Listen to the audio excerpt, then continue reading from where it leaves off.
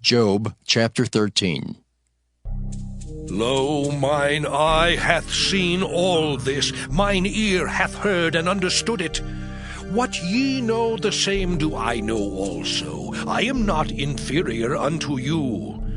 Surely I would speak to the Almighty, and I desire to reason with God. But ye are forgers of lies, ye are all physicians of no value. Oh, that ye would altogether hold your peace, and it should be your wisdom. Hear now my reasoning, and hearken to the pleadings of my lips. Will ye speak wickedly for God, and talk deceitfully for him? Will ye accept his person? Will ye contend for God? Is it good that he should search you out? Or as one man mocketh another, do ye so mock him? He will surely reprove you, if ye do secretly accept persons. Shall not his excellency make you afraid, and his dread fall upon you? Your remembrances are like unto ashes, your bodies to bodies of clay. Hold your peace, let me alone that I may speak, and let come on me what will. Wherefore do I take my flesh in my teeth, and put my life in mine hand? Though he slay me, yet will I trust in him. But I will maintain mine own ways before him. He also shall be my salvation, for an hypocrite shall not come before him. Hear diligently my speech and my declaration with your ears. Behold now, I have ordered my cause. I know that I shall be justified. Who is he that will plead with me? For now if I hold my tongue, I shall give up the ghost. Only do not two things unto me, then will I not hide myself from thee. Withdraw thine hand far from me, and let not thy dread make me afraid. Then call thou, and I will answer. Or let me speak, and answer thou me. How many are mine iniquities and sins? Make me to know my transgression and my sin. Wherefore hidest thou thy face, and holdest me for thine enemy? Wilt thou break a leaf driven to and fro, and wilt thou pursue the dry stubble? For thou writest bitter things against me, and makest me to possess the iniquities of my youth. Thou puttest my feet also in the stocks, and lookest narrowly unto all my paths. Thou settest a print upon the heels of my feet, and he as a rotten thing consumeth, as a garment that is moth-eaten. Job chapter 14. Man that is born of a woman is of few days, and full of trouble. He cometh forth like a flower, and is cut down. He fleeth also as a shadow, and continueth not. And dost thou open thine eyes upon such an one, and bringest me into judgment with thee? Who can bring a clean thing out of an unclean? Not one. Seeing his days are determined, the number of his months are with thee. Thou hast appointed his bounds that he cannot pass. Turn from him that he may rest, till he shall accomplish as an hireling his day. For there is hope of a tree, if it be cut down, that it will sprout again, and that the tender branch thereof will not cease. Though the root thereof wax old in the earth, and the stalk thereof die in the ground, yet through the scent of water it will bud, and bring forth boughs like a plant. But man dieth, and wasteth away. Yea, man giveth up the ghost, and where is he? As the waters fail from the sea, and the flood decayeth and drieth up, so man lieth down and riseth not. Till the heavens be no more, they shall not awake, nor be raised out of their sleep. Oh, that thou wouldest hide me in the grave, grave, that thou wouldest keep me secret until thy wrath be past, that thou wouldest appoint me a set time and remember me. If a man die, shall he live again?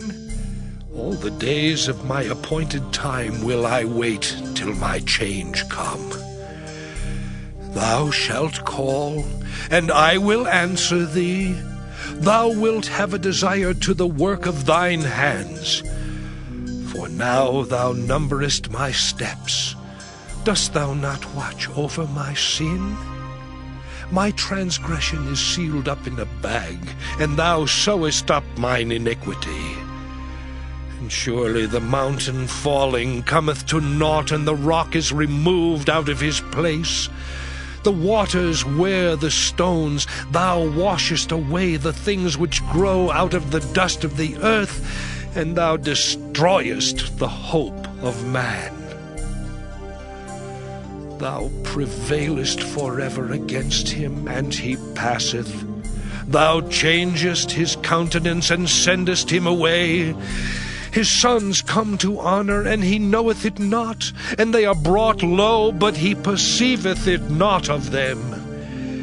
But his flesh upon him shall have pain, and his soul within him shall mourn. Job chapter 15. Then answered Eliphaz the Temanite, and said, Should a wise man utter vain knowledge, and fill his belly with the east wind? Should he reason with unprofitable talk, or with speeches wherewith he can do no good? Yea, thou castest off fear, and restrainest prayer before God. For thy mouth uttereth thine iniquity, and thou choosest the tongue of the crafty. Thine own mouth condemneth thee, and not I. Yea, thine own lips testify against thee.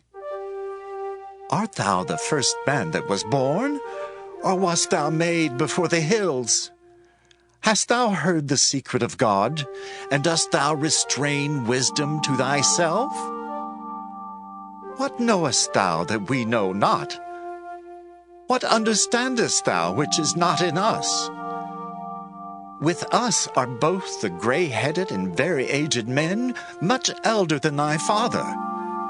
Are the consolations of God small with thee? Is there any secret thing with thee? Why doth thine heart carry thee away? And what do thy eyes wink at, that thou turnest thy spirit against God, and lettest such words go out of thy mouth? What is man, that he should be clean, and he which is born of a woman, that he should be righteous? Behold, he putteth no trust in his saints, yea, the heavens are not clean in his sight. How much more abominable and filthy is man, which drinketh iniquity like water. I will show thee, hear me, and that which I have seen I will declare, which wise men have told from their fathers, and have not hid it, unto whom alone the earth was given, and no stranger passed among them. The wicked man travaileth with pain all his days, and the number of years is hidden to the oppressor. A dreadful sound is in his ears. In prosperity the destroyer shall come upon him. He believeth not that he shall return out of darkness, and he is waited for of the sword. He wandereth abroad for bread, saying, Where is it? He knoweth that the day of darkness is ready at his hand. Trouble and anguish shall make him afraid. They shall prevail against him, as a king ready to the battle. For he stretcheth out his hand against God, and strengtheneth himself against the Almighty. He runneth upon him, even on his neck, upon the thick bosses of his bucklers, because he covereth his face with his fatness, and maketh collops of fat on his flanks. And he dwelleth in desolate cities, and in houses which no man inhabiteth, which are ready to become heaps. He shall not be rich, neither shall his substance continue, neither shall he prolong the perfection thereof upon the earth. He shall not depart out of darkness. The flame shall dry up his branches, and by the breath of his mouth shall he go away. Let not him that is deceived trust in vanity, for vanity shall be his recompense. It shall be accomplished before his time, and his branch shall not be green. He shall shake off his unripe grape as the vine, and shall cast off his flower as the olive.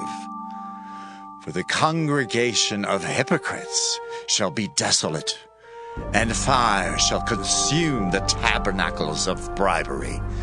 They conceive mischief, and bring forth vanity, and their belly prepareth deceit.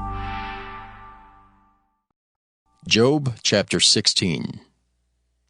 Then Job answered and said, I have heard many such things. Miserable comforters are ye all. Shall vain words have an end? Or what emboldeneth thee that thou answerest? I also could speak as ye do. If your soul were in my soul's stead, I could heap up words against you, and shake mine head at you. But I would strengthen you with my mouth, and the moving of my lips should assuage your grief. Though I speak, my grief is not assuaged, and though I forbear, what am I eased? But now he hath made me weary. Thou hast made desolate all my company, and thou hast filled me with wrinkles, which is a witness against me, and my leanness rising up in me beareth witness to my face. He teareth me in his wrath who hateth me. He gnasheth upon me with his teeth. Mine enemy sharpeneth his eyes upon me. They have gaped upon me with their mouth. They have smitten me upon the cheek reproachfully. They have gathered themselves together against me. God hath delivered me to the ungodly, and turned me over into the hands of the wicked. I was at ease, but he hath broken me asunder. He hath also taken me by my neck, and shaken me to pieces, and set me up for his mark. His archers compass me round about. He cleaveth my reins asunder, and doth not spare. He poureth out my gall upon the ground. He breaketh me with breach upon breach. He runneth upon me like a giant. I have sewed sackcloth upon my skin, and defiled my horn in the dust. My face is foul with weeping, and on my eyelids is the shadow of death. Not for any injustice in mine hands, also my prayer is pure. O earth, cover not thou my blood, and let my cry have no place. Also now, behold, my witness is in heaven, and my record is on high. My friends scorn me, but mine eye poureth out tears unto God. Oh, that one might plead for a man with God, as a man pleadeth for his neighbor. When a few years are come, then I shall go the way whence I shall not return.